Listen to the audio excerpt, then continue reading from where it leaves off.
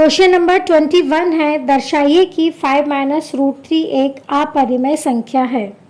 Solution देखते हैं। हम इसके विपरीत यह मान लेते हैं कि 5 माइनस रूट 3 एक परिमेय संख्या है, अर्थात हम ऐसी सह अभाज्य संख्याएं a और b जहां b is not equal to 0 ज्ञात कर सकते हैं कि वे संख्याएं सहअभाज्य संख्याएं कहलाती हैं जिनका HCF 1 होता है। तब हमें प्राप्त हुआ 5 minus root 3 equal to a upon B. a upon B का हम ट्रांसफ़र कर देते हैं और माइनस रूट 3 का ट्रांसफ़र कर देते हैं, तो हमें प्राप्त हुआ 5 minus a upon B equal root 3 या root 3 equal 5 minus a upon B. चूँकि a और b पूर्णांक हैं, इसीलिए 5 माइनस a अपॉन बी एक परिमेय संख्या है, अर्थात रूट 3 एक परिमेय संख्या है। परंतु इससे इस तथ्य का विरोधाभास प्राप्त होता है कि रूट 3 एक अपरिमेय संख्या है। अतः हम यह निष्कर्ष निकालते हैं कि 5 माइनस रूट 3 एक अपरिमेय संख्या है। क्वेश्चन नंबर 21 का अथवा क्वेश्चन देखते हैं। संख्याओं 510 और 92 के HCF और LCM ज्ञात कीजिए तथा जांच कीजिए कि दो संख्याओं का गुणनफल equal HCF into LCM। Solution देखते हैं। हम 510 और 92 का अभाज्य गुणनखंड निकालते हैं। तो 510 का अभाज्य गुणनखंड प्राप्त होता है 2 इंटू 3 इंटू 5 इंटू 17 और 92 का अभाज्य गुणनखंड प्राप्त हुआ हमें 2 इंटू 2 इंटू 23। HCF निकालते हैं। उभयनिष्ठ गुणनखंड यहाँ पर 2 है तो HCF इक्वल 2 और LCM संख्याओं में संबद्ध प्रत्येक अभाज्य गुणनखंड की सबसे बड़ी घात का गुणनफल होता है। तो LCM हमें प्राप्त हुआ 2 into 2 into 3 into 5 into 17 into 23। हम मल्टीप्लाई करते हैं तो हमें प्राप्त होता है 23,460। हम जांच करते हैं दो संख्याओं का गुणनफल बराबर HCF इंटू LCM। तो दो संख्याएं हमें दी हुई है 510 और 92, दोनों का मल्टीप्लाई करते हैं तो हमें प्राप्त हुआ 46,920। इसी तरह हम HCF और LCM जो हमें प्राप्त हुआ उसका हम मल्टीप्लाई करेंगे तो हमें प्राप्त होता है 46,920। इस तरह हमारी जाँच पूर्ण हुई। क्वेश्चन नंबर 22 है, प्रतिस्थापन विधि से हल कीजिए।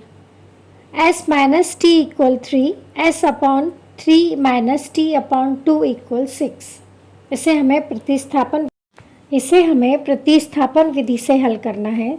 Equation 1 s minus T equal to 3 और s upon 3 minus T upon 2 equal 6 में हम 3 और 2 का LCM लेते हैं तो हमें प्राप्त होता है 6।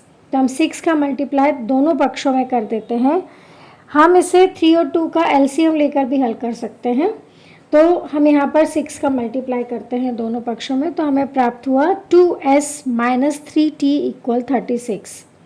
प्रतिस्थापन विधि में हम एक इक्वेशन से किसी एक चर के लिए हल करते हैं और उसका मान दूसरे समीकरण में रख देते हैं।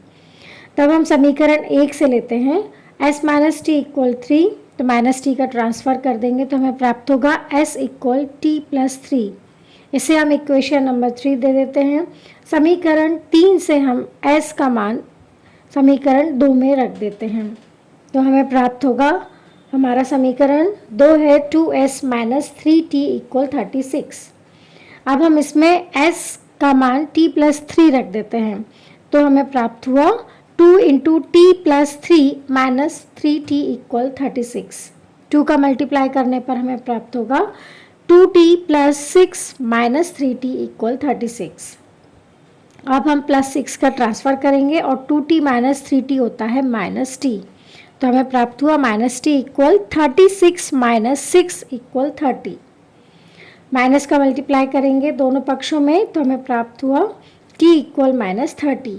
अब इस t का मान हम इक्वेशन 3 समीकरण 3 में रखते हैं तो हमें प्राप्त होगा s इक्वल t प्लस 3 हमारा समीकरण 3 है तो t की वैल्यू हम रख देते हैं माइनस 30 तो हमें प्राप्त हुआ s equal minus 30 plus 3। Minus 30 plus 3 होगा माइनस 27। इस तरह हमें प्राप्त हुआ s इक्वल माइनस 27। अतः s equal minus 27 t equal -30। Question number 22 का 8वां क्वेश्चन है, दो व्यक्तियों की आय का अनुपात 9:7 है और उनके खर्चों का अनुपात 4:3 है। यदि प्रत्येक व्यक्ति महीने में 2000 रुपये बचा लेता है तो उनकी मासिक आय ज्ञात कीजिए। सॉल्यूशन देखते हैं। माना दोनों व्यक्तियों की मासिक आय क्रमशः 9x रुपये व 7x रुपये है तथा उनके खर्चे क्रमशः 4y रुपये तथा 3y रुपीज़ है। तब प्रश्नानुसार देखते हैं कि आय में से हम यदि खर्च माइनस कर देते हैं तो वे दोनों व्यक्ति 2000 रुपये बचा लेते हैं। तो इस तरह हमें इक्वेशन 1 प्राप्त होगा 9x माइनस 4y इक्वल 2000 और इक्वेशन 2 प्राप्त होगा हमें 7x माइनस 3y इक्वल 2000। समीकरण 1 में हम 3 से तथा समीकरण 2 में 4 से गुणा करते हैं। हम यहाँ पर इसे विलोपन विधि से हल करते हैं और विलोपन विधि में किसी एक चर के गुणांक हम बराबर कर लेते हैं। तो यहाँ हम y के गुणांक बराबर कर रहे हैं। इस तरह हमें प्राप्त हुआ equation 3 27x minus 12y equal 6000 और 28x minus 12y equal to 8000। ये हमें इक्वेशन 4 प्राप्त हुआ। अब हम इक्वेशन 3 में से इक्वेशन 4 को माइनस कर देते हैं और माइनस करने पर इक्वेशन 4 के एक साइन जो है चिन्ह चेंज हो जाएंगे। तो हमें प्राप्त होगा -x इक्वल -2000 और माइनस का हम मल्टीप्लाई कर देते हैं तो हमें प्राप्त होगा x इक्वल 2000। अब हम x का मान समीकरण 1 में रख देते हैं तो हमें प्राप्त होगा, समीकरण 1 है हमारा 9x माइनस 4y इक्वल 2000 और इस इक्वेशन 1 में हम x का मान रख रहे हैं तो हमें प्राप्त होगा 9 into 2000 minus 4y equal 2000। 9 into 2000 होता है 18000। तो इस तरह हमें प्राप्त हुआ 18000 माइनस 4y इक्वल 2000। 18000 का ट्रांसफ़र कर देंगे तो हमें प्राप्त होगा माइनस 4y इक्वल 2000 माइनस 18000। अब हमें प्राप्त हुआ minus 4y equal minus 16000। Minus का हम दोनों पक्षों में मल्टीप्लाई करेंगे तो हमें प्राप्त होगा 4y इक्वल 16000। जो 4 हमारे पास मल्टीप्लाई में है उसका हम ट्रांसफ़र करेंगे तो हमें प्राप्त होगा, वो डिवाइड हो जाएगा दोनों दूसरे पक्ष में जाकर, तो हमें प्राप्त होगा y इक्वल 16000 अपॉन 4 और इसे हम हल करेंगे तो हमें प्राप्त होगा y इक्वल 4000। अतः x इक्वल टू 2000 तथा y इक्वल टू 4000। चूँकि हमें इनकी मासिक आय ज्ञात करनी है इसीलिए व्यक्तियों की मासिक आय क्रमशः रुपये 9x इक्वल 9 इंटू 2000 रुपये इक्वल टू 18000 रुपये तथा 7x rupees equal to 7 into 2000 equal 14000 rupees है।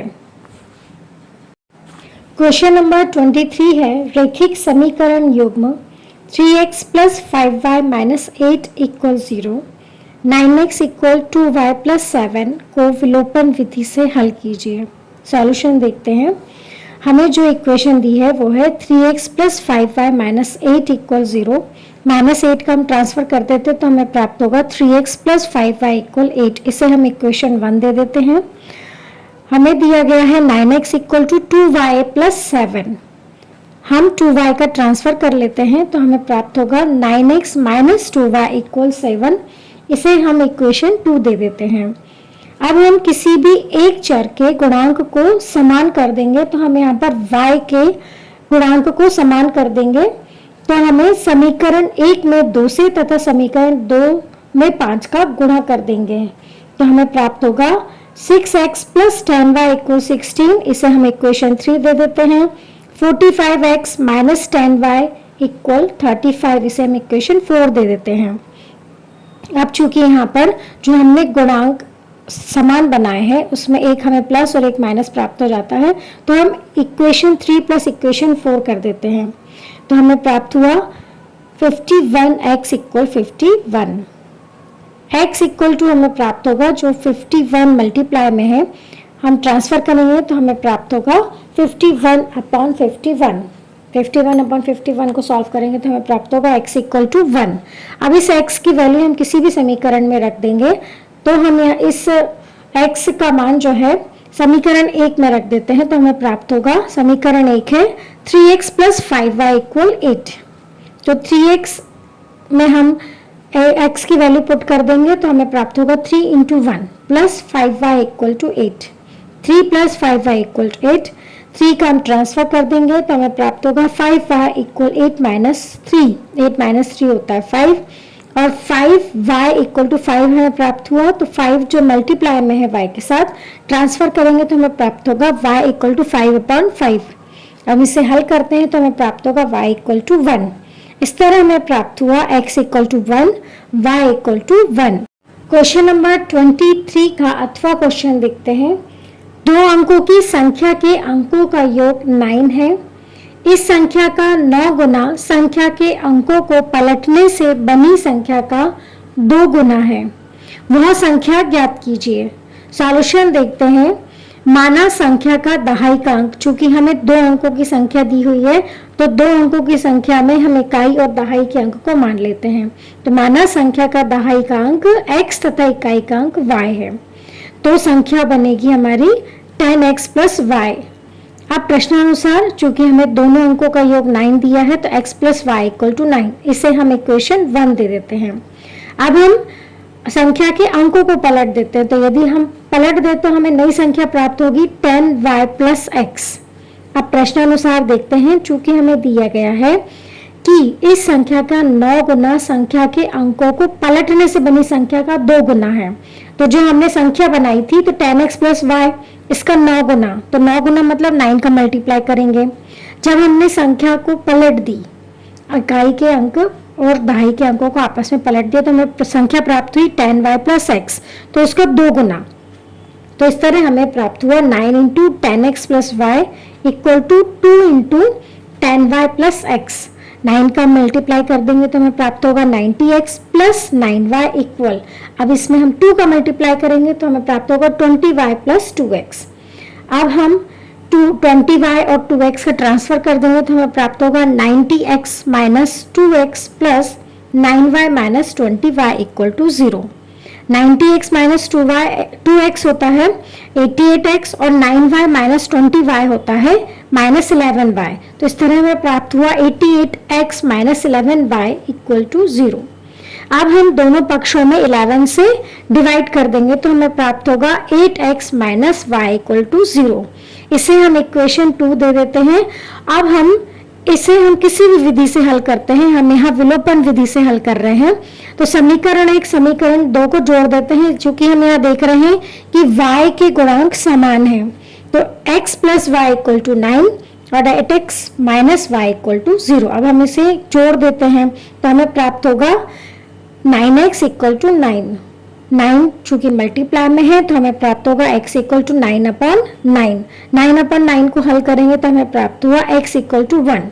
अब इस x का मान हम किसी भी समीकरण में रख देते हैं तो हम इसे समीकरण 1 में रख देंगे तो हमें प्राप्त होगा x + y = 9। ये हमारा इक्वेशन 1 है। अब हम इसमें x का मान रखेंगे तो हमें प्राप्त होगा 1 + y = 9। 1 का हम ट्रांसफर कर देते हैं तो हमें प्राप्त होगा y = 9 - 1। 9 - 1 = 8, तो y = 8। अब हम अभिष्ट संख्या ज्ञात करते हैं तो हमारी संख्या है 10x + y। अब हम इसमें x और y की वैल्यू रख देते हैं, वैल्यू पुट कर देते हैं तो हमें प्राप्त होगा 10 × 1 + 8। 10 × 1 + 8, 10 × 1 = होता है 10, तो 10 + 8 = 18। इस तरह हमें प्राप्त हुआ 18।